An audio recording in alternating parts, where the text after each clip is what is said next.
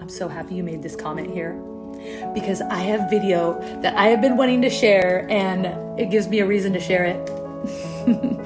I think what I'm gonna do though is share a longer version of them together with the baby on YouTube, because it's just too much for TikTok.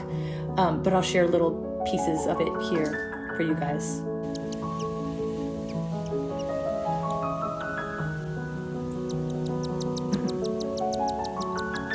Also, I have this video, it's so sweet, of Nari.